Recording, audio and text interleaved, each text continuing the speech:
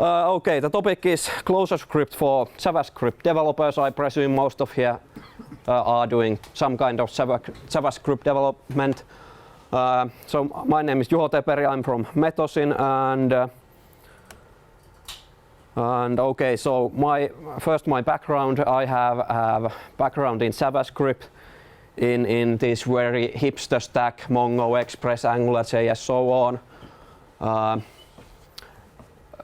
Build tooling is kind of my special interest. I'm quite familiar with Grunt and Gulp and so on. For last two and a half years I've been programming mostly in Clojure, and 1.5 years of these last years we've been using ClojureScript to build our front-end programs. Also I'm active open source contributor, and I'll be showing these Boot and CLS.js projects, mentioning them later. Also a few words advertisement for Metosin. We are around 11 people. Our world headquarters are at Tampere, and we have also Helsinki office. We are doing consulting, software development, Clojure trainings. Mostly we are working with Clojure programs, but we are from time to time working with other technologies also. Okay, and what am I going to talk about? I'm quickly going to tell the basics about Clojure. Okay, so how many here know what Clojure is? Okay, it's quite good percentage. What about ClojureScript? Or how many have used ClojureScript maybe? Okay, yeah. So I'm going to tell some basics what it is and so on. I have some kind of questions people might ask. Is ClojureScript use good and so on, and I'm going to try to answer to those questions.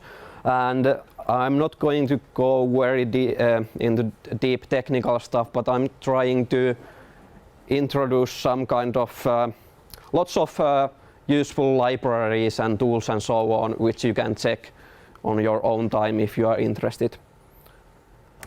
Okay, so Clojure, a Lisp dialect for Java virtual machine, functional programming, but paradigm.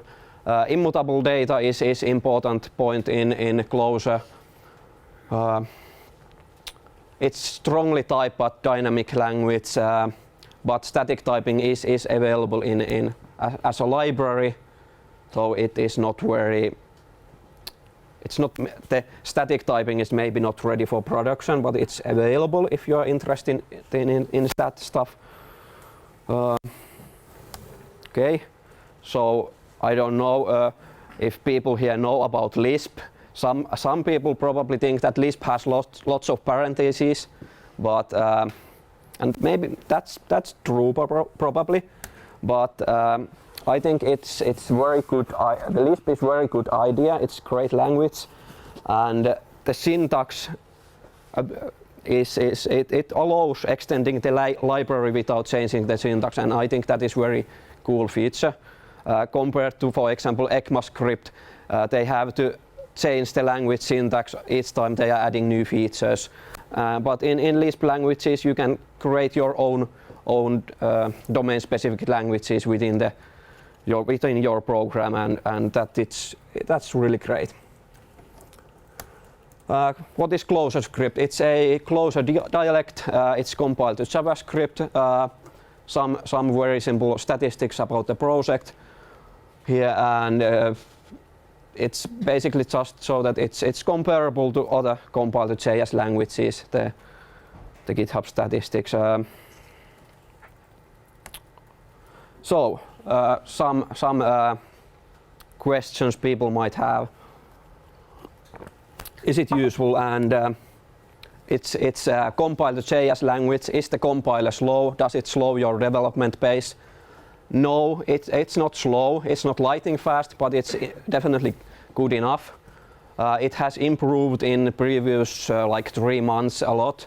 There was some fixes and we introduced parallel building, which can, it can compile some parts parallel, so that will make it faster. But there's still lots of room for optimizations in the ClojureScript compiler. So even if it's not lightning fast now, it might get even faster and so on. Incremental compilation, it means it will only change recompile the namespaces you really change, no unnecessary compilations. So I don't think it makes your development slower, and probably most of you are anyway using some kind of compiler for Babel or something like that. Is the resulting code larger? No, it's very usually the result is very small. ClojureScript is using Google Clojure compiler. It's very confusing naming, but and Clojure compiler can do very good optimization of the JavaScript code. It can do dead code elimination. It can remove all the functions which are not necessary. It can inline functions and so on, and the result is very small. If you take the bare output from ClojureScript compiler, hello world would probably be a few megabytes, and that's what you are using in development mode, where it doesn't matter the output is large. But when you optimize the code with Clojure compiler, the output is one line, for example, JS console hello world or something like that. Okay, is the generated code slow? No, it's usually about the same as JavaScript you would have written in hand. And in some cases, immutable data offers some benefits, and this is the reason why Facebook has created immutable.js. So you could have the same benefits in JavaScript also, but the benefit is that in ClojureScript the immutable data is part of the language, so it's really easy to use, and every library in ClojureScript ecosystem can use immutable data, which is probably a bit different in JavaScript world. If you want to check some statistics, there's one blog post with some comparisons with CoffeeScript. Okay, is it production ready? Yes, definitely. At Metosin we have ported our last AngularJS application to ClojureScript. One large ClojureScript user is CircleCI, and you can read their blog. They have written several good blog posts about using ClojureScript. So yeah, I would definitely say it's ready for production. Okay, next part I'm going to list lots of useful stuff and yeah. First, build tooling. In Clojure world we have 2 build tools currently. Leiningen is the like traditional Clojure build tool. It is extended using plugins, has declarative configuration, so on. It's quite similar to Grunt. Boot is newer build tool. It's extended using tasks, and tasks are just functions, and tasks can be composed, so you can it's easier to compose, like if you have ClojureScript compiler and you have SAS compiler, and you can say that these both should do something and so on. Well, that's not really the point of this presentation. I believe Leiningen is similar to Grunt, and Boot is more similar to Gulp and maybe Broccoli. Maybe, I'm not sure. Dependencies. I heard there was some breakage at NPM lately. ClojureScript piggybacks the dependency handling from Clojure, and Clojure uses Maven from Java. I used to hate Java, but during these last two years I have learned to like some parts of it. For example, probably if Maven is probably bad tool, you don't want to write POM XMLs and so on. Well, not exactly bad, but you probably don't want to use it. But the Maven dependency handling is very good. It won't break and so on, and you know what dependency versions you are using and so on. So I think Maven dependencies are quite good. Also, Clojure is a Maven repository for Clojure dependencies. It's useful if you don't want to deal with Maven central publishing rules and so on. So if you are starting to use ClojureScript moving from JavaScript, you would probably want to use some existing JavaScript libraries. And this is possible because Clojure and ClojureScript have very good interoperability with Java and JavaScript. I would call it first class interoperability. For example, here we can this is example of ClojureScript code. It is calling a normal JavaScript function set timeout, and it is passing ClojureScript function as a parameter. So ClojureScript functions are just normal JavaScript functions, and so they work interoperability and so on. Okay. Okay. Extends are a thing that Clojure compiler requires for optimization. So unfortunately, when you are using external JavaScript code, the Clojure compiler can't optimize your code properly, and the code will break. So you need these external files that define the API of external libraries.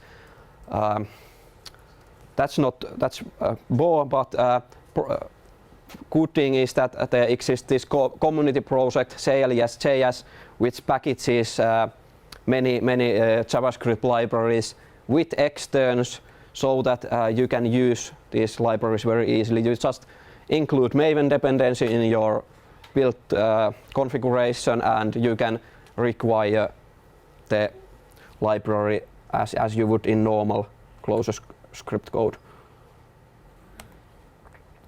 So how is the development experience in ClojureScript? So we are going to take a look at my example project, and yeah, let's do that. I have I'm good maybe. Does everyone see this panel? Yeah, probably good enough. So I have boot running here. I have the code open on my Vim, and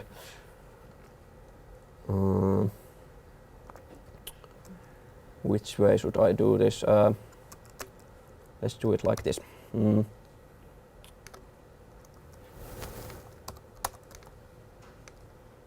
Okay, this is the sample application. It is very simple. Hello world with a counter. I can click these buttons to increment and decrement the counter.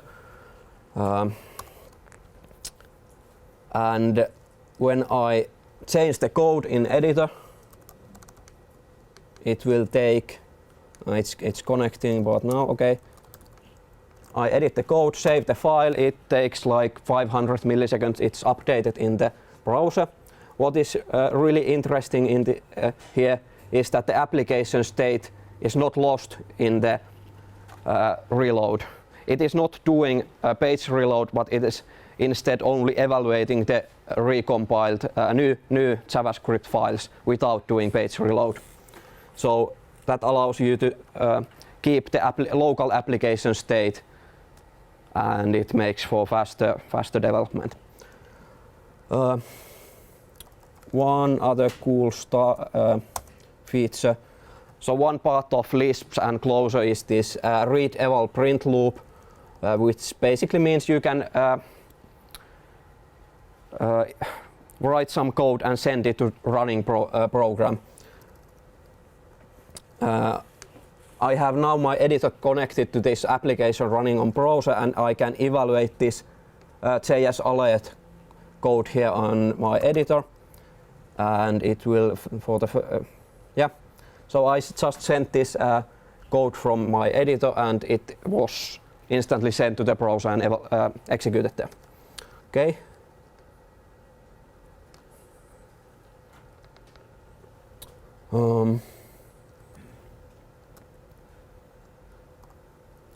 Okay, let's go back to the presentation. Okay, so what was that? So it was boot.cl, which is the boot task that provides ClojureScript compiler integration. Boot reload provides the live reload features for JavaScript and less CSS files. It's inspired by another Clojure tool called Figwheel, which provides these same features for Leiningen. Yeah, live reload without losing state and browser REPL integration with editor. I'm using Vim, but it also works with Emacs, Cursive, and probably with Eclipse also, and probably with Atom and Sublime also. With quick demonstration how UI programming is done usually in ClojureScript. Most of ClojureScript applications use React.js because it's good fit with functional programming. There are several React.js wrappers for ClojureScript. Reagent is one of them. And here is very simple beer counter example using Reagent.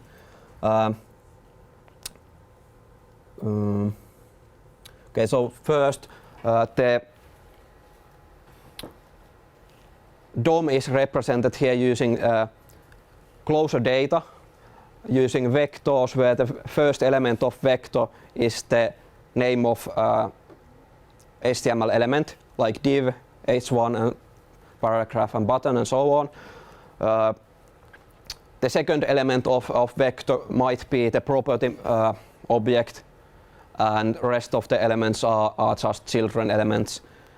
And what is cool about this, because it's just data, you can use any Clojure functions to work with this. You can use map and reduce and everything to build these representations.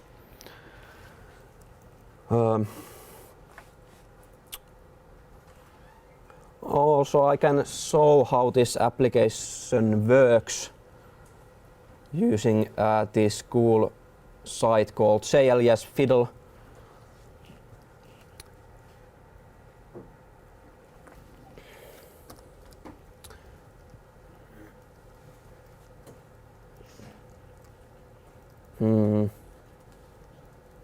Okay. So here is the code, and here is the application. We could also do some changes here.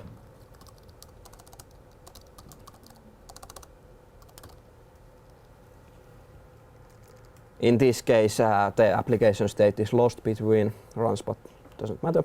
Okay, I will mention that later again. How this reagent works with state is that you can Atom is a basic state management tool in Clojure. It's a object that holds some state, and it can the state inside Atom can be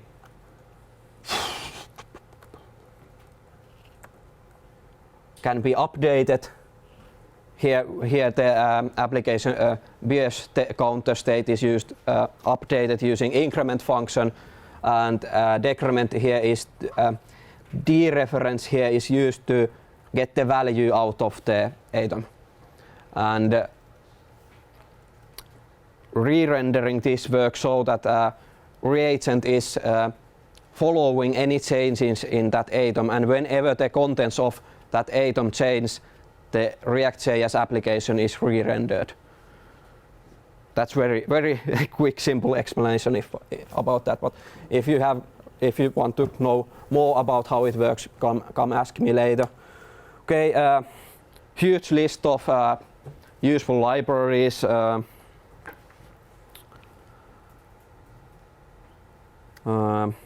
I think we have time to quickly go through this. So schema is a library which allows you to describe data and validate, for example, user input against the description. It's very useful for web app APIs, and in front end it's useful for validating form data. Core Async is a tool for handling asynchronous programming, similar to what Go language does. OM is another React wrapper besides reagent. OM Next is the next version of OM wrapper, and besides wrapping React, it provides relay style declarative data requirements and stuff like that. How many are familiar with relay or Falcor or okay, few? I probably don't have time to go into those now. Okay. Reframe is a Redux style architecture model and implementation for reagent. It provides some conventions with working with reagent, and it has really great documentation. So using Reframe probably helps getting started, and it allows new people to learn projects faster and so on. You could use JSON data when you're working with Clojure, but often, especially when your both back-end and front-end are written in Clojure, you will want to use some more extensible data format like EDN or transit. EDN is basically Clojure data structures as a data format without, like, it's well similar to as JSON is to JS. EDN is the same to Clojure, and transit is another format. It's based on JSON, and that's good because browsers can read JSON very efficiently. If you have to implement your own parser inside browser using JavaScript, it will be really slow, but when you are using JSON parser, browser has very fast implementation for that. And transit allows you to use more types besides the JSON built-in types, like you often need like dates or date times and so on, and transit allows that. If you wanted, you could also create your CSS using Clojure, using Garden, which is a library to generate CSS from Clojure data structures. Okay, some more cool stuff. So ClojureScript compiler is implemented in Java or in Clojure, which is running in Java virtual machine. But lately the ClojureScript compiler has ported so that it can also run itself. So it can run inside browser. And the example I showed in CLS Fiddle is using just this. The browser itself is compiling the inputted Clojure code and evaluating it. Some other tools. Using Clojure in JVM, you usually don't want to write any kind of shell scripts using that because Java is quite slow to start. But JSC and Node.js are very fast to start, so you might want to use those for scripting. So Blank allows you to use ClojureScript with at least JSC. ClojureScript has or ClojureScript can also be used with React Native, so you can build Android and iOS applications using it.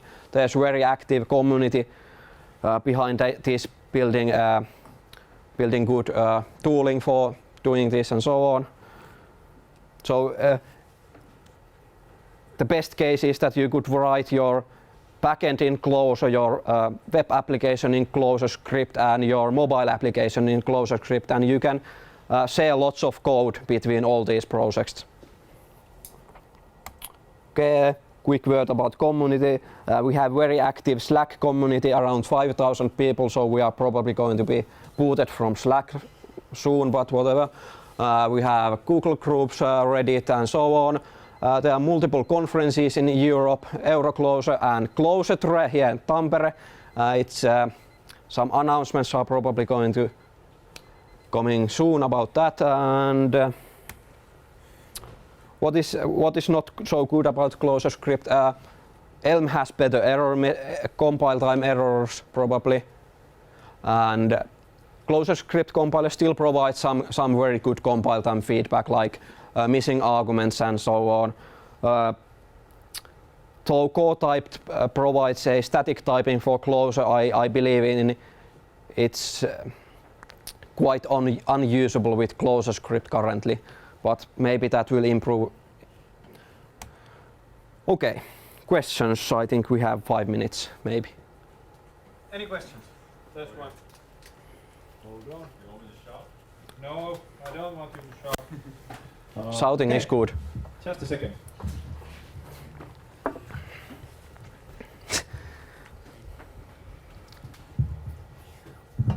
Thanks, great presentation. How are the browser development tools? For example, if you decide to use one of those non-JSON data formats, is it possible to inspect the data Yep. on the wire? Yeah, so in Chrome network panel, I don't think that is yet extensible. I think there's Chrome bug report somewhere requesting that Chrome should allow extending that. But if you are just writing your Clojure data structures to console using JS console calls, console log calls, this library provides proper formatting for that. Looks like okay now.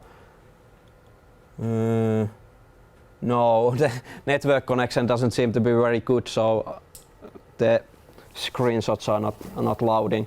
But yeah, and one thing I forgot to mention: ClojureScript supports source maps.